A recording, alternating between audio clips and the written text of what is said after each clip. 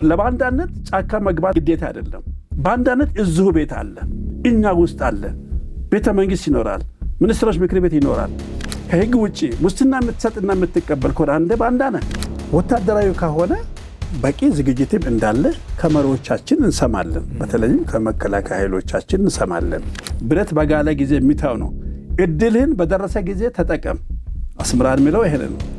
ህጋዊ ፍትሃዊ ጥያቄያችን ነው።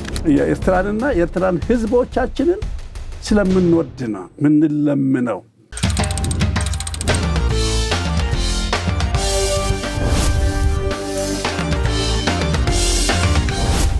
ሰላም ጤና ይስጥልን ውድ አድማጭ ተመልካቾቻችን፣ ይህ መሃል ሚዲያ ጅማት ፕሮግራማችን ነው። በዛሬ ፕሮግራሜ ላይ አንድ ውድ እንግዳ ይዤላችሁ ቀርብ ያለው ከኚህ እንግዳዬ ጋር ጥሩ ቆይታ የምናደርግ ይሆናል። በፕሮግራማችን ትማሩበታላችሁ፣ ታተርፉበታላችሁ፣ ትዝናኑበታላችሁ ብለን እናስባለን።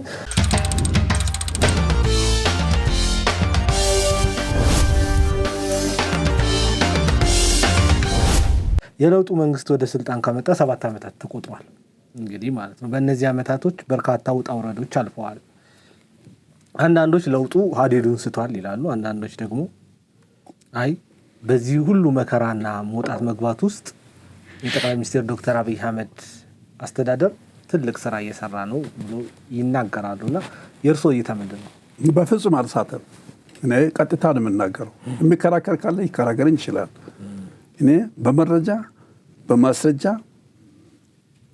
በቅርበት በሚከታተለው በአንዳንድ ሁኔታዎች አካሉን በሆንኩት በአንዳንድ ገጠመኞች አካሉን በሆንኩት ሲወጣም ሲገባም ከሀገር ውጭ ይወጣለሁ በራሴ ጉዳዮች በራሴ ኑሮ ሁኔታ ሲመጣም ያየሁት የማውቀው አብዛኞቹ ቅን ኢትዮጵያኖች ልጆች ከሚመሰክሩት ከዛም በላይ ደግሞ ድርጊቱ ራሱ አፍጦ እኔ ነኝ ትላንት የተወለድኩት ነው ዛሬ የተወለድኩት ነው የዛሬ 6 ዓመት የዛሬ 7 ዓመት የዛሬ 3 ዓመት የዛሬ 4 ዓመት 5 ዓመት የተወለድኩ ነኝ ብሎ እነዚህ ኦብጀክቶች በአንድ በኩል እየተናገሩ ድምፅ አያሰሙ እንጂ አይን እያየ ህልና እየተቀበለ እንዴት እሱን ጥላሸት እቀበዋለሁ አሰምርበታለሁ ሌላ አስውበታለሁ ሌላ ጉዳይ ነው። ይሄ ይቀራል ማለት ይቻላል። አቃቂር መውጣት ይቻላል። ነገር ግን ሀዲድን ስቷል ማለት አይቻልም።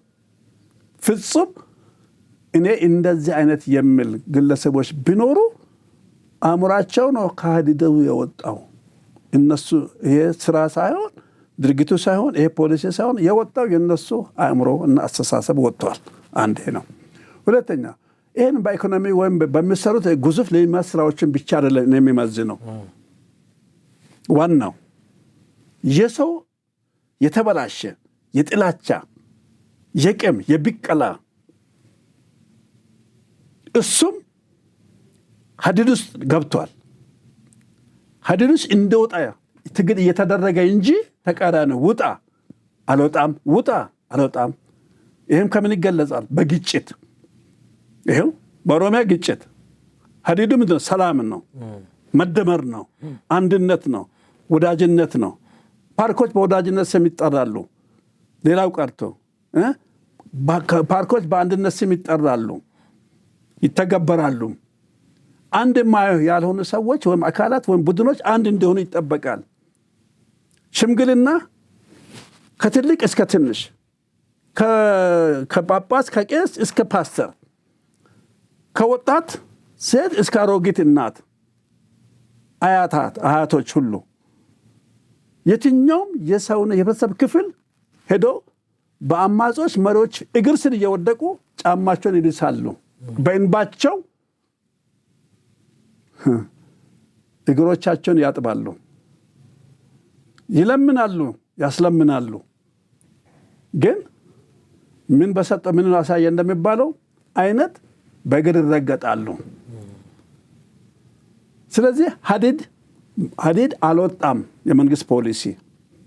በዚህም በኩል ይሄ ጸጥታን መረጋጋትን ከማረጋጋት አኳያ የህዝብን አንድነት ለማጠናከር መረጋጋትን ከመፍጠር ሰላምን ከማረጋጋት አኳያ መንግስት ከሀዲድ አልወጣም። አጠናክሮ ቀጥሏል። ግፊቱ ቢኖርም በአንድ ካስፈለገ በአንድ ሀዲድ እንኳን እየሄደም ቢሆን የመንግስት ፖሊሲ ቀጥሏል። ከመስመር አልወጣም። የወጡት ቅድም ባልኩት እነዚህ በሌላ ዓለም ውስጥ ያለው ኢትዮጵያዊ ዜግነት ኢትዮጵያ ፓስፖርት ይዘው ወይም በኢትዮጵያ ዜግነት እየተኩራሩ ግን እየተሸጡ እነሱ ከሀዲድ ወጥተዋል። ከአንድ ሀዲድ አለ ከብዙ ሀዲዶች ወጥተዋል። ከፖለቲካ ሀዲድ የወጡ ናቸው። ከኢኮኖሚ ሀዲድ የወጡ ናቸው። ከባህላዊ፣ ከማህበራዊ፣ ከዲፕሎማሲያዊ የወጡት ናቸው። ሀዲዳቸው ለነሱ የሌሎች ሀገር ሀዲድ ነው። ደረቅ ሀዲድ፣ ወዘል የሌለው፣ አክብሮት የሌለው የተሸጠ ሀዲድ ውስጥ የተሸጠው ባቡር ይሄዳል። ሌላው ሀዲዱ የመከላከያ ሀዲድ ነው። መከላከያ ሀዲድ ጥንት ጠዋት ካልነበረበት እጅግ በተሻለ ሀዲድ ላይ ከአንድ ሀዲድ በላይ እንኳን ቢኖር ያን ሀዲድ አጠናክሮ ቀጥሏል። ሌላውን ሀዲድ ፈጥረዋል። እንኳን መውጣት ቀርቶ አስቀጥሏል። ድንበር ዘለል አድርገዋል። ግዙፍ ሆነዋል። አስረግጠው ይዘዋል። ሀዲዱ ራሱ ልል ነበረ። አንዳንድ ቦታም አንዳንድ ወቅት አልነበረምም። እንደ መከላከያ ሀሳብን ይዘህልኝ ከሆነ እንደ መከላከያ ሀዲድ አልነበረም። በአንድ ወቅት ላይ ከሆነ ተከራከረ ኢህአዴጎችን ባህር ዳር ላይ በአንድ ጉባኤ ላይ እንደው የመጀመሪያውን ይመስለኛል ወሁለተኛውን የመጀመሪያውን የመከላከያ ቀን በሚከበረበት ጊዜ ባህር ዳር ነበርኩ ተጋብዤ ጃል ፓርቲን እየመራው እዛ ጋር ቻሌንጅ አድርጌያለሁ። በጊዜ የነበረውን ያንን መድረክ ተጠቅሜ ሁለት ጥያቄ ጠይቄያለሁ። ህገ መንግስቱን የናንተ መከላከያ ወይም የኛ መከላከያ በወቅቱ እንግዲህ ዛሬ ምናልባት 8 ወይም 10 ዓመት ይሆናል መሰለኝ ይሄ መከላከያ ምን ዓመታዊ በዓል መከበር መጀመረበት ጊዜ ነው። ቀኑን ባላስ አሁን ስንተኛ እያከበረ እንደሆነ ሳውቀው የዛን ጊዜ አውቃለሁ። አንደኛ ህገ መንግስቱን በትክክል ይተገብራል ወይ? ይሄንን የማንቃት ኢትዮጵያዊነት ላይ መስራት ነው ዋናው የፈለኩት እኔ። ኢትዮጵያዊነት ላይ እንደ አባቶቻችን እንደ አያቶቻችን በኢትዮጵያዊነት ላይ በህገ መንግስቱ በሰጣቸው ስልጣንና መብት በሚገባ በኢትዮጵያ ዘብ ለመቆም አስችሏል ወይ ወይንስ አሁንም የህዋት ናቸው ነው የኔ ጥያቄ። የዛን ጊዜ ህዋት ይገዛ ስለነበረ ነው ወያየ የኢህአዴጎች ስለነበሩ ነው። የዛን ጊዜ እንዲህ አይነት የብሔረሰብ ስብጥር ምናምን ይባል ነገር የት አለ? ወሬ ነው እንጂ የለም። የአንድ ወጥ ነው ይሄ 97 ምን ከምናምን የአንድ ብሔር ተወላጆች ናቸው። ስለዚህ ነው አንድ ህገ መንግስታዊ አሰራር ሰልጥኗል ወይ ምን ያህል ያውቃሉ እሱን ነው። ሁለተኛ ጥያቄ የጠየቅኩት መከላከያችን ለመከላከያችን የሚመደበው በጀት በመንግስት 2% ነበር። ተሳስቼ ከሆነ ቁጥሮች ይስተካከላል። ግን እጅግ ዝቅተኛ በጀት የሚመደበው በዛን ጊዜ በዛ 2% ከበጀታችን አመታዊ በጀት በዛ ፐርሰንቴጅ መከላከያ እንዴት ነው ዘመናዊ በሀዲድ ውስጥ የሚገባው? እንዴት ነው የሚታጠቀው? እንዴት ነው የሚሰለጥነው? እንዴት ነው መብትና ጥቅሞች የሚከበሩለት? እንዴት ነው ግብፅ የምንወዳደረው? ንገረኝ። በምን ቢኮዝ ምናልባት እነሱ የግብፅ ሰዎች ስለሆኑ መከላከያ አያስፈልግም አሉ። አያስፈልግም ነው። ይሄ ነው መልሱ። ትክክል ነው። ባትኖርም አውቀዋል። የተነገረኝ መልስ ህገ መንግስትን አያውቅም ተብሎ ራሱ መተቸቱ አሉ። እኔን ሲያስፈራሩኝ ኢንቲሚዴት ለማድረግ ታሰበ። እኔ ተቃዋሚ ተፎካካሪ ፖለቲካ ፓርቲ መሪ ነኝ። ሊተች መሰረታዊ መረጃ ይዤ ሊተች ክብራቸውን ክብሬን ጠብቄ እንማስጠብቄ ብሎም ደግሞ በትክክል መነቀፍ ያለበትን መነቀፍ አለብኝ። ለምን ለመከላከያ አስባለሁ። ለነጌቱ መከላከያ ለዛ ኃይል አስባለሁ ከማሰብ አኳያ ነው። እነሱ ግን ወዲያው ይተረጉምና ቀላል አይደል? ስልጣን ላይ ከተቀመጥ ሰውን ኢንቲሚዴት ማድረግ፣ ማስፈራራት፣ ማሸማቀቅ። እንዴት ኢትዮጵያ ይህን ኃይል ግዙፍ መከላከያ ህገ መንግስትን አያውቅም ተብሎ ይተቻል አለ አንዱ ኃላፊ ትልቅ ሰው። ሌላ እኛ የጦርነት ፍቅር የለብንም፣ የጦርነት ጉጉት የለብንም፣ የጦርነት ረሃብ የለብንም። መከላከያ ይሄም ሲባዛበት ነው እንዴት ምን ልታረ ጦረኞች እናንተ አስቡበት። ኢትሚንስ እንደማይዋጉ ታውቁታላ። አዎ። ስለዚህ ነገር ግን ልክ በአመቱ ችግር መጠባቸውና ያ በጀት መጨመር ተጀመረ። ከዛስ ለውጥ መጣ። ከዛስ ልክ ያ የኔ ስጋት የነበረ መከላከያውም ለማን እንደሚዋጋ ስልጠናዎች እየተሰጡ ናቸው። ምን ጊዜም አያቋርጥም። ለማን ነው የሚዋጋው? ለምን አይነት ስርዓት ነው የሚዋጋው? የት ነው መዋጋት አለበት? ህገ መንግስቱ ምን ይላል? ይሄንን እየሰለጠነ ስልጠናው ቀጥሏል። ምክንያቱም እውቀት ነዋ፣ ዓላማ ማወቅ ነዋ፣ ለዓላማ መገዛት ነዋ፣ ሀገርን መውደድ ነዋ። ስልጠና ማለት ውጊያ ማለት ዝም ብለህ አይደለም ደምን የምትገብረው። ዓላማ ያለ ሰው ነው። ያም ዓላማ ኢትዮጵያዊነት ነው፣ የህዝብ አንድነት ነው፣ ዳር ድንበሩ ነው። ተግባሩ ይሄ ነው፣ ህገ መንግስታዊ። ከዚህ አኳያ በጀቱ ዛሬ ተመልከት ላይ ወጥቷል። በትክክለኛው መናገር የሚሊተሪ ብዙ ነገሮች ውጪ አይነገርም፣ ይመለከተኛል። ነገር ግን በጀቱ አሁን ጎጉል ላይ ቢታይ ከፍተኛ በጀት ተመድቦ ለተፐርሰንቴጅ ለምን ይገባላ? ያን ሰው አለ እንደውም ለምን አንተ የምትደራደረው ዛሬ ፋኖንና ወይንም ኦነግሸንን ለመከላከል አይደለም። አንተ የተፈጠርከው ግድ ሆኖብህ ነው። አንተ አሁን ዘመኑ የቴክኖሎጂና የሳይንስ ሆኗል። በተለይ በወታደራዊ ዘርፍ አትችለውም። ስለዚህ ሀገሬ ይቆማለሁ የሚል አካል አየር ኃይል፣ ምድር ኃይል እና ባህር ኃይል አሁን እግዚአብሔር ይመስገን እሱም እነዚህና ሌሎችም የሚመለከታቸው ሁሉ እጅግ ግዙፍ ሊሆኑ ከተፈለገ እንደ አቅማችን ልክ ቅድሚያ ሰጥተህ ኃይልን ማጠናከር አለብን። ምክንያቱም የዚህ ኃይልነት ለምንድነው በአንድ ወቅት ላይ ገና ሳይሄድባቸው ኢትዮጵያን አየር መንገድ ይፈሩ የነበሩት? አየር ኃይል ማለት ለምን ተፈራ? ዝናው ወጣ። በማን? በጥንካሬው። ለማን? በግንባር ላይ አሳይተዋላ፣ በኢትዮጵያ አየር ላይ አሳይተዋላ፣ በጎረቤት ሀገሮች አሳይተዋላ። ስለዚህ ዝናው ዳኘ። ስለዚህ ያስፈራዋል። አዎ ሳይጀምሩ ሺህ ጊዜ ያስባሉ ለመጀመር። በአስመራ ጦርነት፣ በኤርትራ ጦርነት አሳይተዋላ። ዛሬም በሌሎች በአልሸባብ ያሳያላ። ዛሬም ፍጭ በሙርስ ያሳያላ። የዛ አይነት ያስፈልገዋል ከዚህ አኳያ። ስለዚህ በፖለቲካም ቢሆን በዲፕሎማሲ ደግሞ አስቀምጣል። ሀዲዱ አልወጣም። እንደውም ቀጥሮ በደንብ ይዞታል። ፈርጠም ምን አለው? በምን የማን ድል ነው? የሌሎች ኮንትሪቢዩሽን ድርሻ እንዳለ ሆኖ ማን ተደራደረው? እነሱ ናቸው ተደራደሩት። የታላቁ ህዳሴን ግድብ ከዛ ጉዳ ወጡን። ሀዲዱን አጠናክሮ ነክሰው ይዘውታል።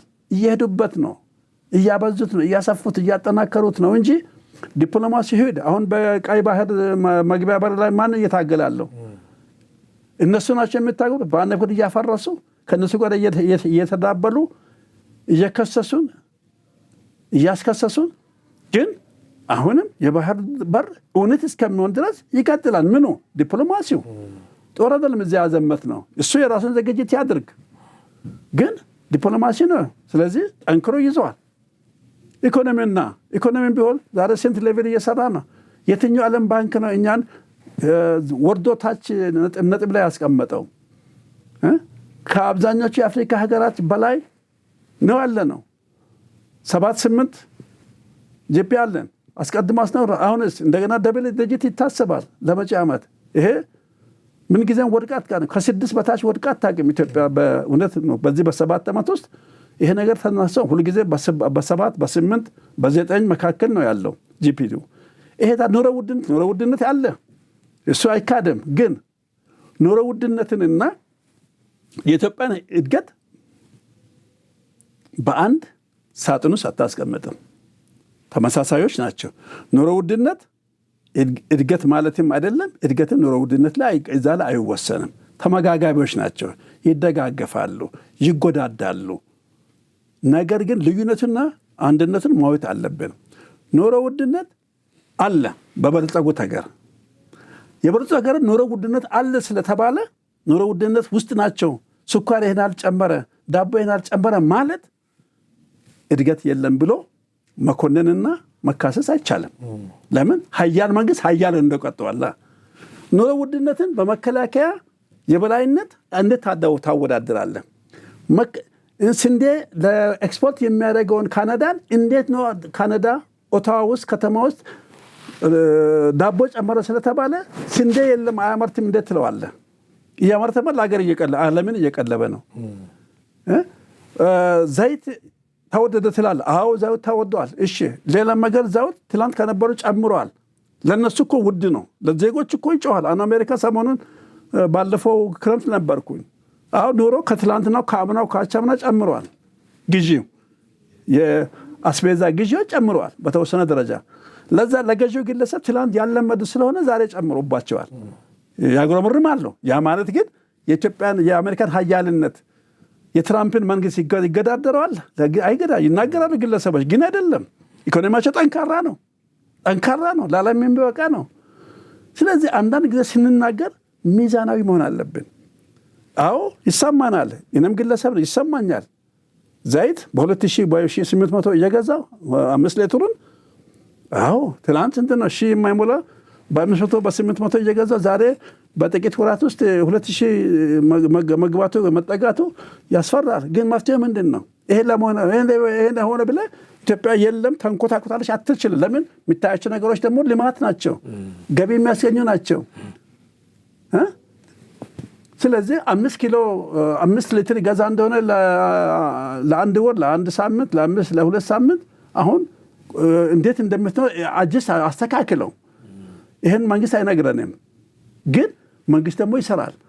ከውጭ የሚያስገዛውን ዛት ሀገር ውስጥ እንዴት አድርጌ እነማን ያመርቱ፣ የት ይመረት ቶሎ ማለት እነዚህ ያ መንግስት ስራ ነው። እሱ እንዳለ ሆኖ ግን እነዚህ እድገትንና ኑሮ ውድነትን በአንድ ላይ ጠቅልለህ አትከተውም። ትራሽ ውስጥ ነውር ነው። ትዕግስት ይፈልጋል፣ መረጋጋትን ይፈልጋል። እያንዳንዱ ቤተሰብ እያንዳንዱ አባወራ ይማወራ ሊያስብበት ይገባል። መፍትሄው መፍጫ ነው ይገባው። መፍትሄ ካለ መፍትሄው ደግሞ እያንዳንዱ ቤት ካለ የጋራ ይሆናል። በዚህን ጊዜ እንገዛለን። ደርገን አንድ ጊዜ እንዲህ ብሏል። ውጊያ ሲያስቸግረው ጊዜ እየተዋጋን እንማራለን፣ እየተማር እንዋጋለን አለ። ገብቶሃል? እየተማር እንዋር ትምህርቱ በጣም የሚገርም የለበትም ነው። ይቀጥላል። በቀደምስ ዶክተር አብይ ምንድን ነው የተናገሩት? ልማትን በተመለከተ አንድ እጃችን እንሰራለን ነው እያለማን ለሰላም እንሰራለን። ለሰላም እየሰራ እናለማለን። አንዱን አቁመን በአንዱ ብቻ እናተኩርም። ይሄ ነው የመንግስት ፖሊሲ። ይህንን መንግስትም ብለዋል። እየተማር እያስተማር እንዋጋለን ጠላትን፣ እየተዋጋንም እናስተምራለን። ልማትም እንዲሁ መቀጠል አለበት እንጂ አንድ ቆማ ጠብቅ ይሻላል። ማን ስራለህ? ምን ነው ነህምያ ላይ መጽሐፍ ቅዱስ ውስጥ የሰለሞንን ቤተ መቅደስ ሲያሳድስ ጠላቶች፣ ጎረቤቶች፣ እነ ፊልስጤሞች፣ ሌሎች ጎረቤት መንግስታት ተነሱበት። እንዴት አንድ እስራኤላዊ ህልም ያለው ቤተ መንግስቱን የአይሁድን ቤተ መቅደስ ለማሳደስ ሲመጣ ተነሱበት በማያገባቸው። እነሱ እስራኤላዊዎች አይሁዶች አይደሉም። ጎረቤቶቹ ግን እነዚህ አረቦች ናቸው። የእነሱን መስጊድ አልነካም። ለምን ብለው ነው ቤተ መቅደስ መገንባት ወይም መታደስ ሲጀምር አታሳደስ ብለው ተነሱበት በማያገባቸው። ከዛስ ነው መጥቻለሁ እኔና ወዳጆቼ ጥቂት ሰራተኞችን ይዘው መጡ። ባለራዮችን ሰብስበው ይዘው መጥቶ ጀመረ። ተነሱበት ጦርነት፣ የግል ጦርነት አወጁ። ጀኖ ከበባ ያደረጉት፣ ተተናኮሉት። ምንድን ነው ያደረገው? ይሄ ከሆነ የመጣሁበትንም ዓላማ እዚህ አቁሜ አልሄድም። በአንድ እጄ ጋሻና ጦር ይዛለሁ፣ በሌላ እጅ መዶሻና መጋዝ ይዤ እሰራለሁ አለ። ስለዚህ በአንድ ሁኔታ ሲመጡ እየተከላከለ ጦርነት እያካሄደ የመከላከል እርምጃ እየወሰደ በሌላ ጊዜና በሌላ እጅ ደግሞ ያንን የመጣበትን ተልእኮ ለመፈጸም ቤተ መቅደሱን አሳድሶ ጨረሰ፣ አስመረቀ። ዛሬ የምናየው ቤተ መቅደስ ኢየሩሳሌም ላይ የእሱ አሻራ አለበት። ይሄ ማነው? ነህምያ የሚባል አንድ ምስኪን አይሁዳዊ ባለራዕይ። ሀገራችንም እንደዚህ መሆን አለበት። እኛ በባለራዕይና በራዕይ ውስጥ ነው ያለ ነው። በዛ ጉዞ ነው ያለ ነው። በዛ ሀዲድ ነው ያለ ነው። ያንን ሀዲድ እናስቀጥላለን ነው። መሪው ባለራዕይ ነው። መሪዎቻችን ባለራዕዮች ናቸው። ራዕዩን ተቀብለነዋል፣ እያሳየን ነው። ስለዚህ ሀዲዱ አልሳተም፣ በፍጹም ተጠናክሮ ቀጥሏል። ገናም እናስቀጥላለን። ጥሩ እንግዲህ ኢትዮጵያ በመጪው ግንቦት ወር ላይ 7ኛ ዙር ምርጫ ታከናውናለች። በዚህ አጋጣሚ የእርሶ ፓርቲ ይሳተፋል? አንድ እንዲመልሱልኝ፣ እንደ ፓርቲ ካለ ፓርቲው ማለት ነው ይሳተፋል ወይ? ሁለተኛ ደግሞ አንዳንዶች ገና ምርጫው ሳይል በሀገሪቱ ውስጥ ሰላም የለም፣ ሰው ምርጫው መተላለፍ አለበት የሚል ሀሳብ አንስተዋል።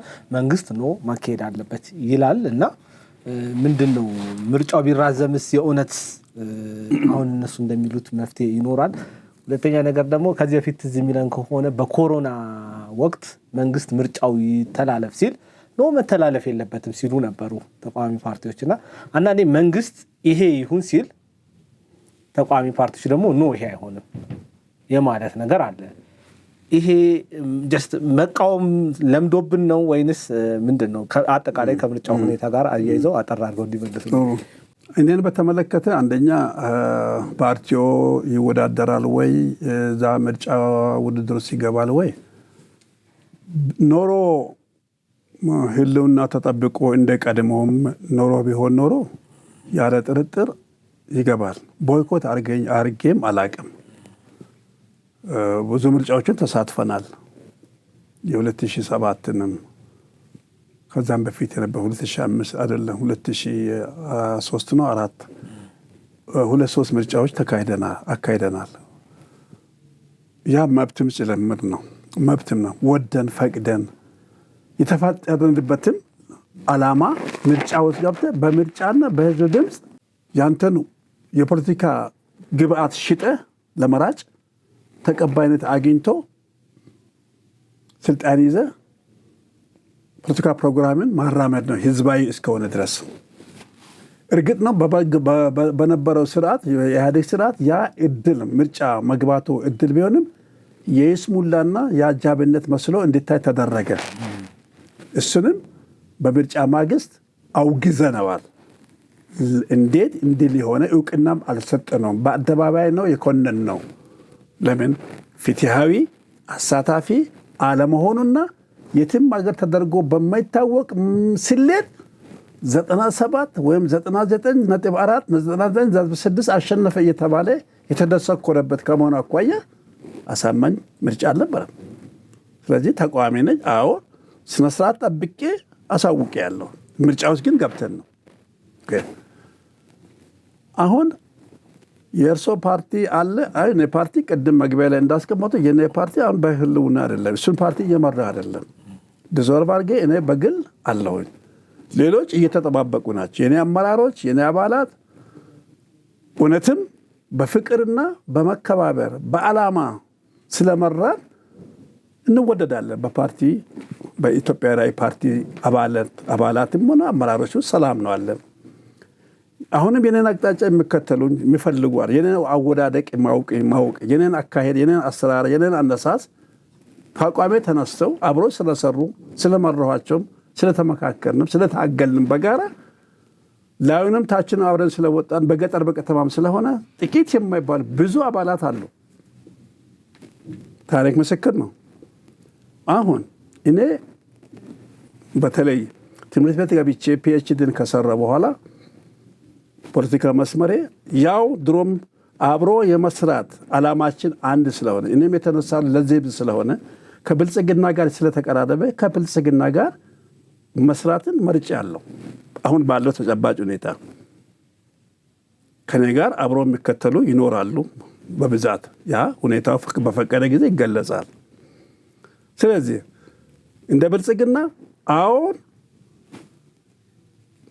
ጉዳይ የሚመለከተው አካል የብልጽግና አመራሮች አንድ የአካል አውጇል፣ ተናግሯል ኦፊሻሊ። ይህም ያመለክተኝ የብልጽግና ከፍተኛ መሪዎች ወይም ፕሬዚደንት ወይም የፕሬዚደንት ኦፊስ የተናገረውን የሚፈጽም መሆኑን በየዕለት ተዕለት ስራዎቹና እንቅስቃሴዎቹ ቃል የገባላቸውን አንድም ሳይቀር ፈጽሟል፣ እየፈጸመም ነው፣ ሊፈጽምም ጉዞ ላይ ነው። ዓለም እንደሚያውቀው ኢትዮጵያ ዓለም እንደሚያውቀው በቃሉ ጸንቶ እያስፈጸመ ነው።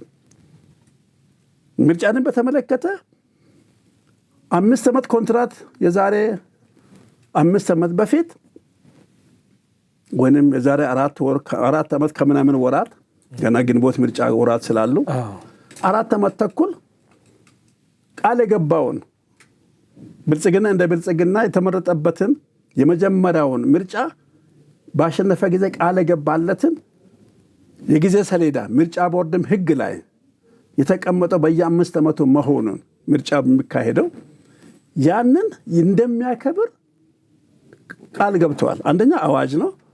ሁለተኛ ደግሞ የብልጽግና ከፍተኛ አመራሮች በደረጃቸው የወሰኑት ነገር ያከብራል። ይሄ መንግስት ወይም ይሄ ፓርቲ የማክበር ባህል አድርጎታል። በልማት በለው ትልልቅ ፕሮጀክቶችን በማስፈጸም በለው በሚሊተሪ በለው በዲፕሎማሲ መድረክ በኢኮኖሚዎች በኢንቨስትመንት በግንባታዎች በፖለቲካም ቃል የገባውን ለህዝቡ ቃል የገባላቸውን ነጥቦችና አጀንዳዎች እያስፈጸመ እያረጋገጠ እንኳንስ እንደ መንግስት አዲስ አበባ ከንቲባም ቢሆን የአዲስ አበባ ምክር ቤት አቋምም ቢሆን ያሉትን ነገር ከኮሪዶር ልማት እንደ መንደር ልማት አሁን ንዑስ ኮሪዶሮች እየተሰሩ ናቸው። እኔ በእኔ መኖሪያ እንኳን አሁን ተራሩጨን ራሴ እየሰራ ነው። ድንጋይ እየተሸከሙ ምንድነው አሸዋ እያቦካ ሲሚንቶ እያቦካ ነበር። ያ የዋናው የኮሪደር ልማት ወደ ኋላ ባሉትን መንደሮች ሁሉ ገብቶ ስራዎች እየተንቀሳቀሱ ናቸው። ይህን አልኩበት በቃሉ የሚጸና ፓርቲ ስለሆነ ምርጫው መሆን አለበት። ህገ መንግስታዊ ነው አለበት። የምርጫ ቦርድ ህግ ያዛል አለበት። የብልጽግና መስመሩ ነው ያከብራል። ስለዚህ ይሆናል ተብሏል። ያለውን መፈጸም ቦይ ውስጥ ገብቷል። ጉዞ ላይ ቀጥሏል ማለት ነው። ሁለተኛ ይሄ ብልጽግና ህግና አዋጅን ያከብራል። በየትኛም ሁኔታ ቢሆን ከአቅም በላይ ሰው ልጅ ሊሸከመው የሚችለው ነገሮች ከሌለ በስተቀር እሱንም አላለም መንግስት። ይገባል ነው ያለው ማለት ፓርቲው። ስለዚህ ይገባል።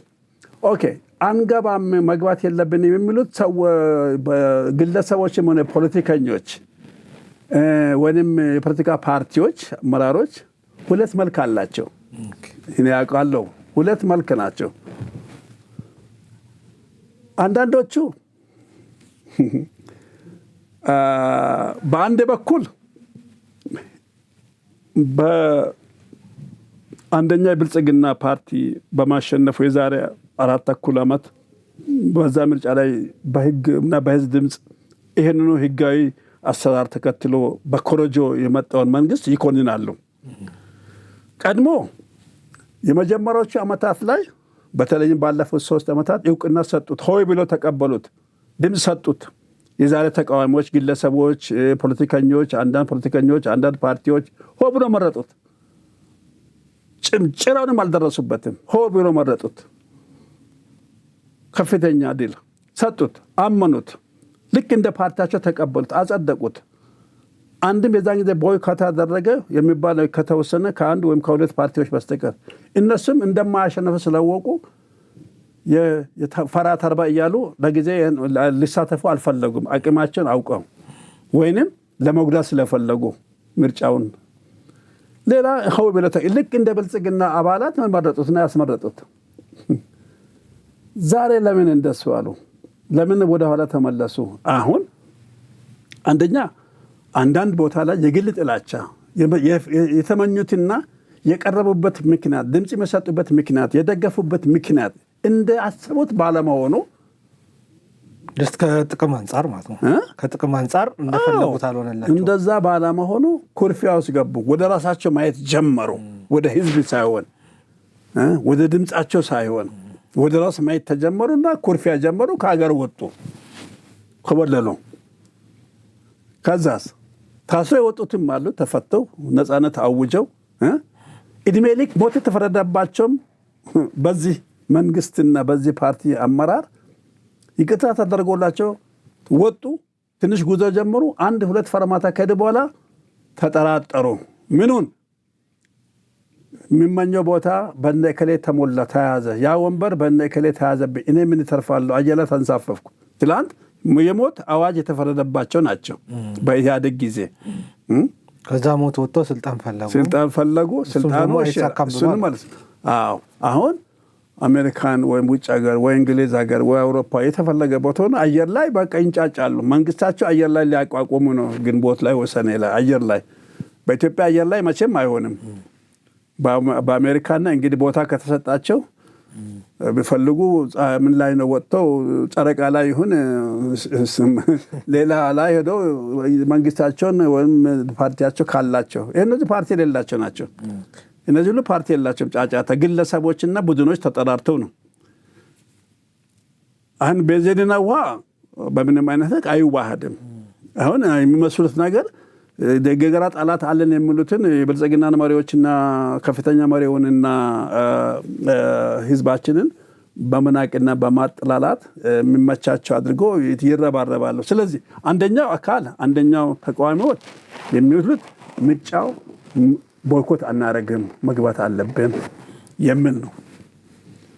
ምርጫው መኖር አለበት፣ ከኖረ ደግሞ ገብተን መወዳደር አለብን፣ ህዝቡም በነቅስ ወጥቶ ምርጫ ድምፅ እንዲሰጥ ይደረግ ይሉና ነገር ግን ቦይኮት ማድረግ ያለብን በምርጫው ማግስት ነው። በምርጫ ዋዜማ ላይ እስከዛ ሄደን የማይመቸን መስሎ ከታየን የማያዋጣን መስሎ ከታየን ያን ጊዜ አስደንጋጭ እርምጃ እንወስዳለን። ምን ቦይኮት እናደርጋለን፣ እንወጣለን፣ እንሰርዛለን፣ አንሳተፍም። ህዝቦቻችንን ይዘን ምርጫ ጣቢያዎች እንዳይሄዱ እናስደርጋለን።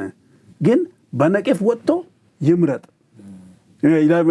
እንዲመርጥ ካርድ እንዲወስድ የምርጫ ካርድ እንዲወስድ እንዲመርጡ አይደለም፣ የምርጫ ካርድ እንዲወስድ እናደፋፈር፣ እንቀስቅስ፣ እንገባለን።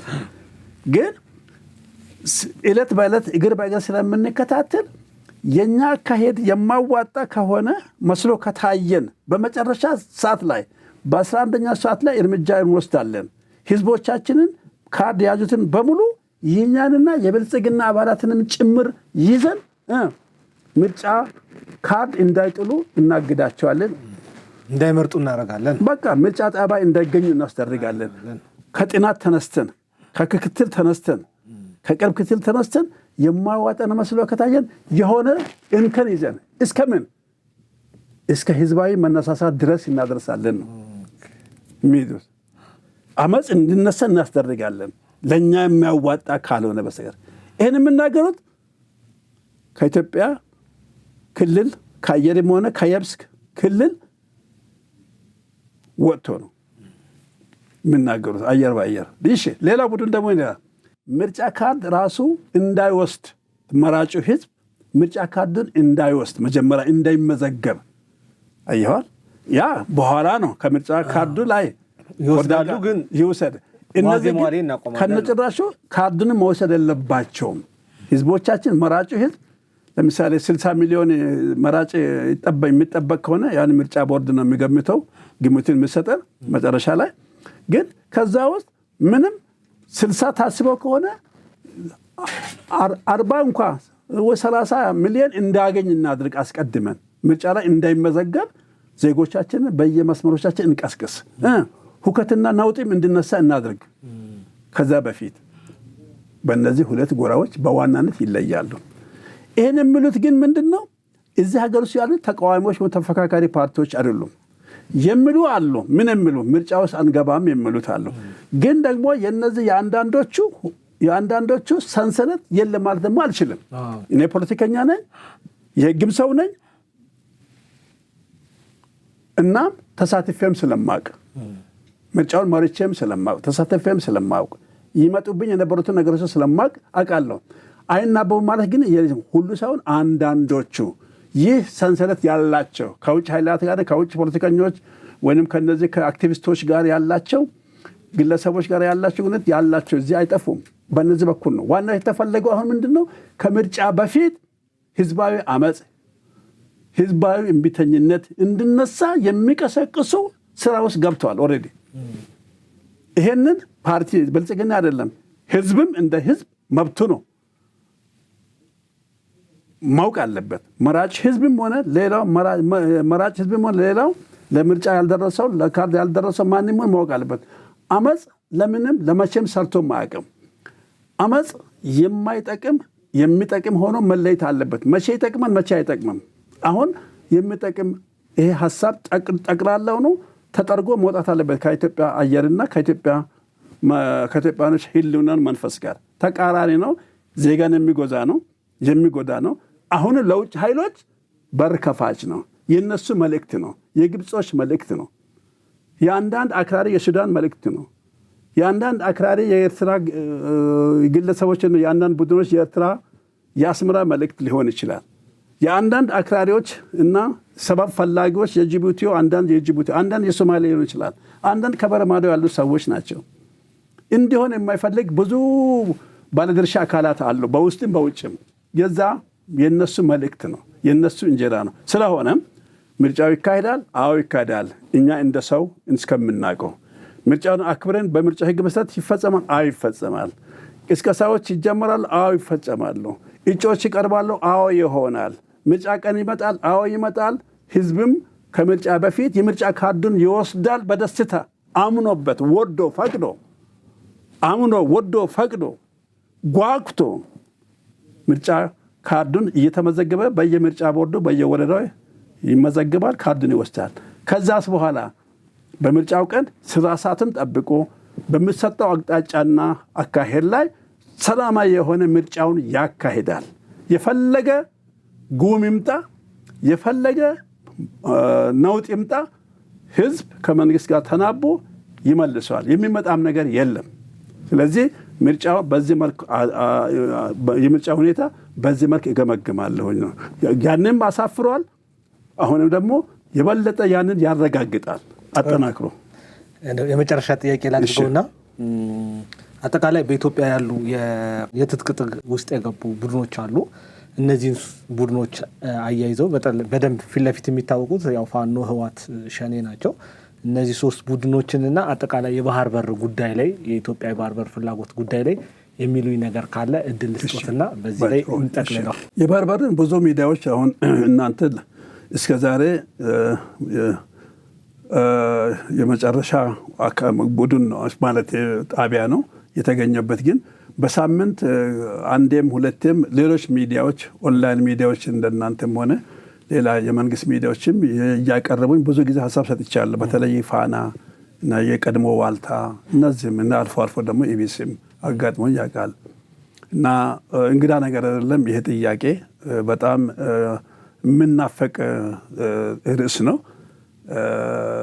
የምናፈቀው ከተስፋ ጋር ነው። የምናፈቀው ከድርጊት ጋር ነው። ከውኔ ጋር ነው። ከእምነት ጋር ነው። ከስራ ጋር ነው የምናፈቀው። ተራ ተስፋም አይደለም። የባህር በር ሌላ የምንለው ነገር የለም። እኛ ሶስተኛ በተባበሩት መንግስታት አደረጃጀት አዲስ አበባችን ሶስተኛ መዳረሻ ነው። ለእኛም እንደ ኢትዮጵያኖች እንደ ኢትዮጵያ ጀግንነት እንደ ኢትዮጵያኖች ጀግንነት ሌሎች ነገሮች እንደተጠብቁ ሆኖ ግን ሶስተኛ ተጋድሏችን ሶስተኛ አድዋ ድላችን ነው።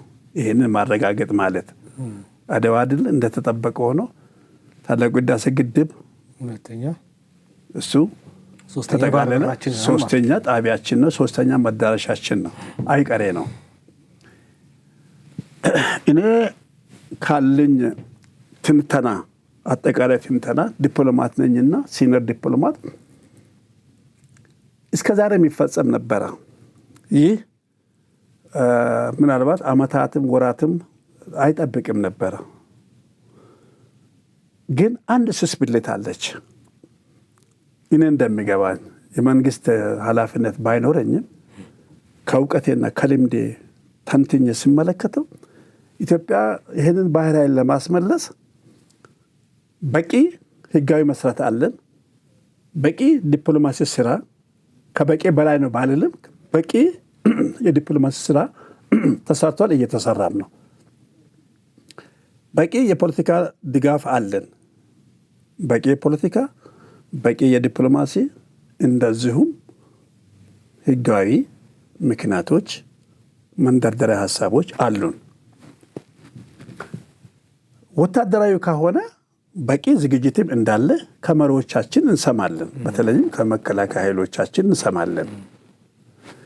ሌላው በቂ የዜጎች ዝንባሌና ጉጉት ፍላጎት እንዳለ በዚህ መርከብ በዚህ ጀልባ መሳፈራችን ደግሞ አረጋግጠናል። አብዛኛው ወይንም ሁሉም በሚባል ደረጃ በዚህ በህብረት ጥያቄያችን ህጋዊ ጥያቄዎቻችን ላይ በዛ ጀልባ ላይ ተሳፍረዋል። ማለት ብዙ ነገሮች መጠቅለል ቢያስፈልግም ከጊዜ አንፃር ኮንዲሲቭ ሁኔታዎች ተፈጥረዋል። ማለት የተመቻቸው ሁኔታዎች ተፈጥረዋል። ኦልሬዲ ጠረጴዛችን ላይ ነው። ይሄንን ለመተግበር ያስቸገረን ስስብልት አንድና አንድ ነው። ያውም ስስብልታችን ሌላም አንድ ማራሰው ምሳሌ አለን።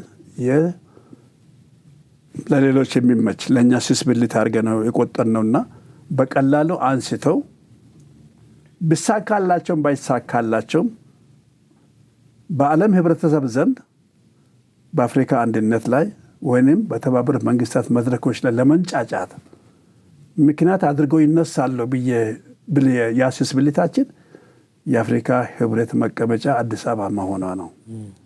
ይሄ ነው ለእኛ ስስብልት።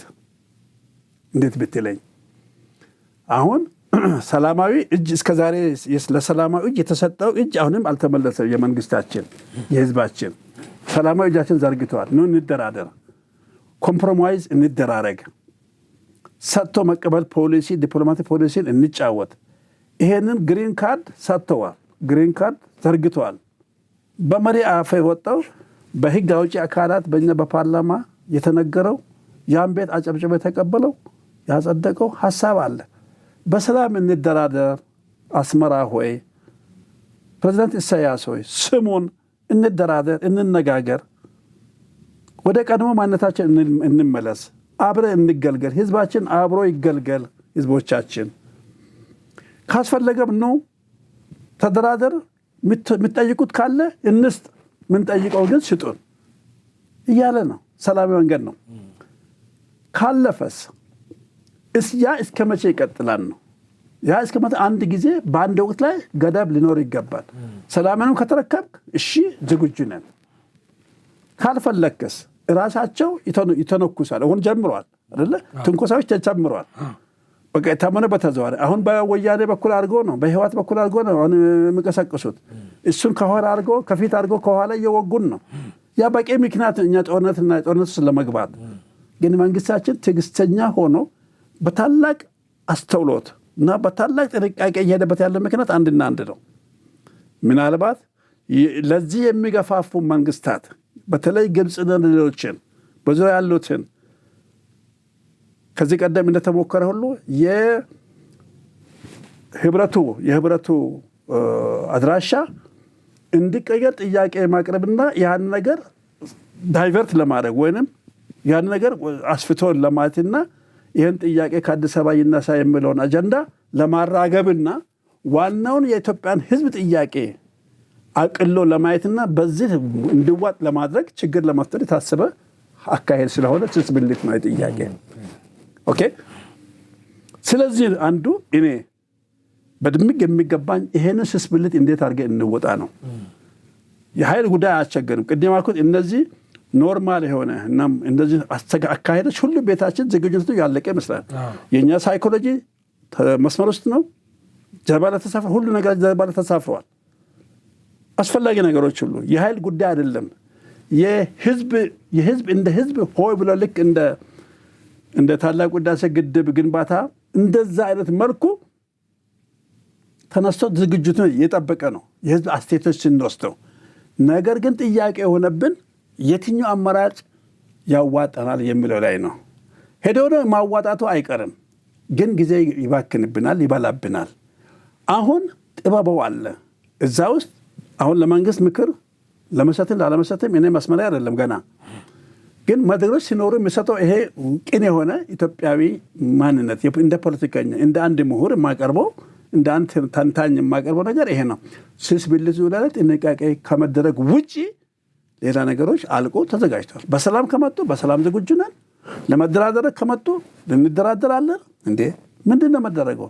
እስከምንወደው እስከ አካላችን እንደ አንድ ብልታችን እንደ አንድ የብልቴ ኦርጋን አድርጌ የማይሆን አየር መንገድ እኮ ነው ሼር እናርግ እንስተናል ሼር እንሰጣለን የተባለበት። ኃይል እኮ እንደዚህ ገንዘብ አንጡራ ገንዘብ ከአንድም ሁለቴ ሶስቴ በላይ አዋቴ ያሰራውን ግንባታ የታላቁ ህዳሴ ግድብ ውጤት ወይም ፍሬ ወይም ማብራት ኃይል ና ላጋራ እየተባለ እኮ ነው። እኔ አንዳንዴ ጠራጣ ይሄን ኃይል ርቀት ወይ ይሄዳል ወይ ነው እኔ። ስለዚህ የመንግስታችን የፓርቲያችን ትዕግስት ቅድም ምናልባት ባንተ ጥያቄ አላስገባኝ ትዕግስቱ እጅግ አንዳንድ መራር ትዕግስት ነው። አንዳንድ ጊዜ ትዕግስት ይመራልም፣ ግን ለውጤት ወደ ውጤት ደግሞ የታገሰ ከምን ይወልዳል ይባላልና መታገሱ ጥሩ ነው፣ ግን ለሁሉም ጊዜ ወሳኝ ነው። የአስመራ መንግስት ሂድ አይረን የሆነ ይተዋዝ በጊዜ ወይ ሂድ አይረን ወይ ተሳት ይላል እንግሊዞች። ብረት በጋለ ጊዜ የሚታው ነው። እድልህን በደረሰ ጊዜ ተጠቀም። አስመራን የሚለው ይሄ ነው። የተሰጠን እድል በተሰጠ ጊዜ ጊዜውን ጠብቀ ተጠቀም። ኤክስፓየር ሊያደርግ ይችላል ይሄ ነገር። ይሄ እድል ጊዜው ያልፍበታል። ሆነም ግን ኢትዮጵያና የኢትዮጵያ መንግስት ግን ቆርጧል። ወደ ቤቱ ሊመለስ ይፈልጋል። ያ ማለት ወረራ አይደለም፣ መብት ጥያቄ ነው። ጀስት ጥያቄ ነው። ህጋዊ ፍትሃዊ ጥያቄያችን ነው። ሰው በራሱ ንብረት ላይ ጥያቄ አይጠይቅም። እኔ ነው ጥያቄ ሲባል አንዳንዴ ይቀፈኛል። በጨዋነት ምልክት እንጂ የፍርሃትን ምልክት አይደለም። የልምምጥም አይመስለኝም። ግን የአክብሮት የኢትዮጵያዊነት ጨዋነት ነው። የዲስፕሊን ጨዋነት ነው። የአቀራረብ ጨዋነትን ነው። የዲፕሎማቲክ ጨዋታን ብቻ አይደለም። የምር የኤርትራንና የኤርትራን ህዝቦቻችንን ስለምንወድ ነው ምንለምነው። ይሄ ጥያቄ ብለን የምናቀርበው ስጠኝ መብቴን ማለት አቅቶን አይደለም። አልጠይቅም ሄጄ እቀመጣለሁ ማለት አቅቶንም አይመስለኝም። የፈለገው ይምጣ። ግን ለኤርትራ ህዝብና ለምሁራኖቹ ለኤርትራ እናቶችና ወጣቶች ልጆች ሴቶችም ወንዶችም ይሁኑ እንደ መንግስትም ላላችሁ ለእናንተ ክብር ሰጥቶ እንጂ የኢትዮጵያ መንግስት እንደ ህዝብና እንደ አንድ ራሱን የቻለ መንግስት ቆጥሮ ነው እንጂ የእናንተ አስተዳደር እንደናቀንና እንዳራከሰን እንደሚጠላን እኛን እርስ በርስ እንደሚያጋድል የግብጾች ተላላኪና ማስተላለፊያ ቦሄ እንደሆነው እንደ አንዳንድ መሪዎቻችሁ ፖለቲከኞችና ግለሰቦች አመራሮች ቢሆንማ ኖሮ አጸፋ መልስ ቀላል ሊሆን ነበረ። ይህንም ማይል አንጫጫንም። ሁለት ነገሮች አግዶናል በጊዜ እንዳንሰራበት ብዬ አስባለሁ።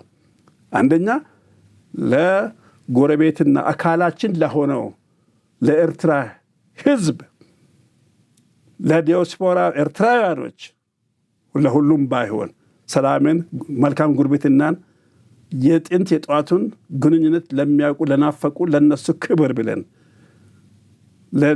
ይሄ ድምፅ ቀላል ድምፅ አይደለም። ከዚህ ቀደም ለትግራይ እናቶች የተጮኸ ድምፅ በገዢውና በአስተዳዳሪውና እንደ መስገድ ለተጣበቀው ለህዋት ጆሮ መግባት ባለመፈለጋቸው ይሄው እስከ ዛሬ ደም ይፈሳል። የትግራይ ልጆቻችን ይፈሳል። አሳዛኝ ነው። ለነሱም አልበጃቸውም። በየድበት ተበትነው እንደምን ተነው ቀሩ እንደ ጉም። አሁንም ለኤርትራ ህዝብ የምንጠይቀው ይህን ነው። እናከብራቸዋለን።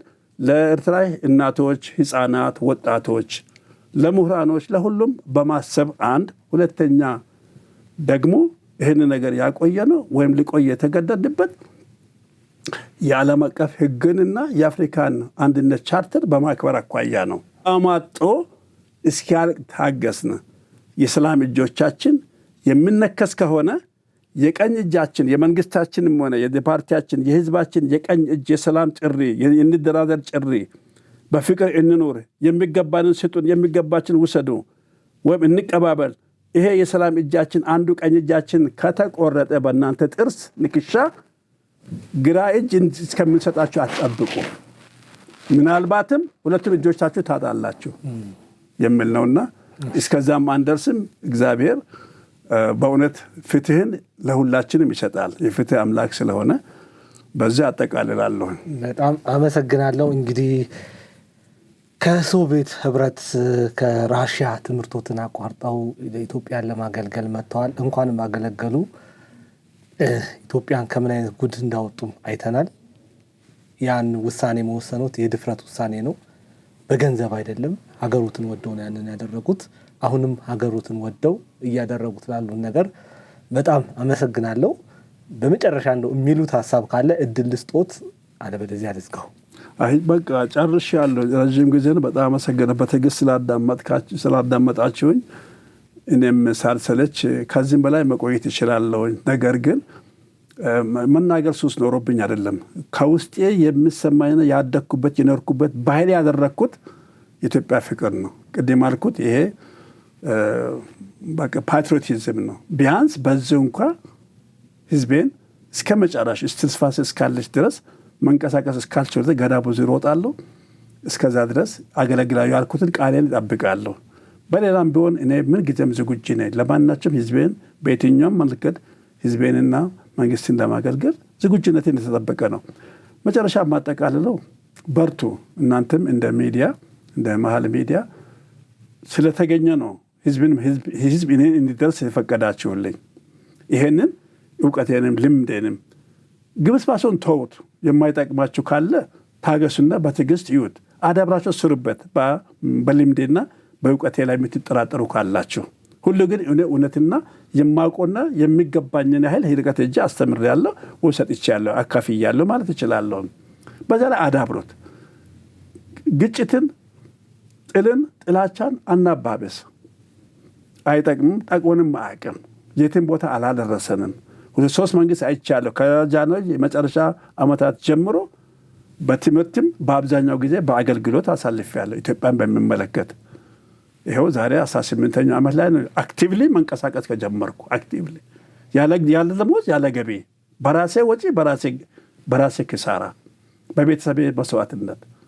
ስለዚህ ወገኖች እባካችሁን አደብ እንግዛ።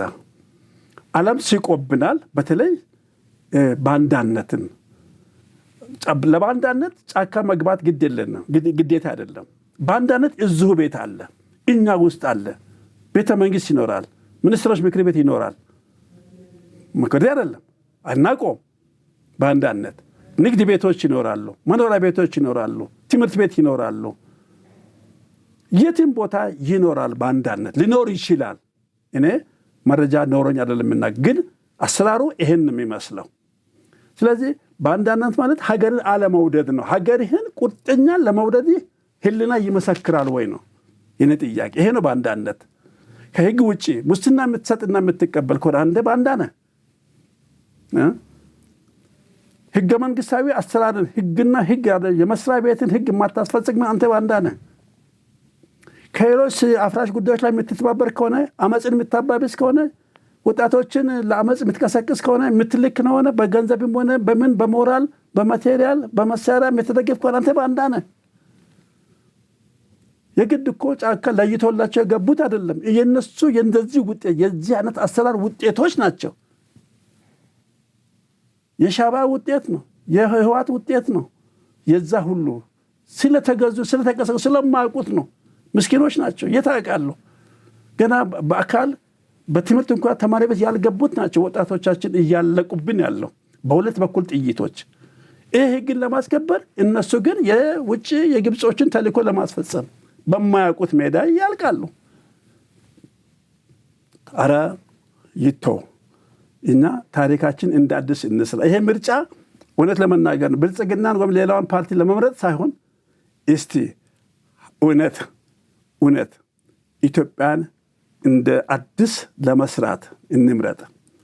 ይሄ ምርጫ መሆን ያለበት ለትክክለኛው ለአንድነትና ለመደማመጥ ለመግባባት የሚያስችለን መድረክ ተፈጥሮ እውነት ይሄንን የቆሸሸ ታሪካችንን ለአንድና ለመጨረሻ ግብዓተ መሬት ለማስገባት የሚደረግ አዲስ አስተሳሰብ የሚፈጠርበት ይሄ አዲሱ ትውልድ እንደ አዲስነቱ አዲስ አስተሳሰብ የፍቅር የመግባባት የመድረክ የመዋየት የመቻቻል ይሄንን የሚፈጥር ማንነት ይሄንን ስሜት ይሄን መንፈስ የሚፈጥር መድረክ እንዲሆን ምርጫ በዛ አይነት ስሜት ቢሰላ እመርጣለሁ። ለዚህ ተባባሪዎች እንሆን።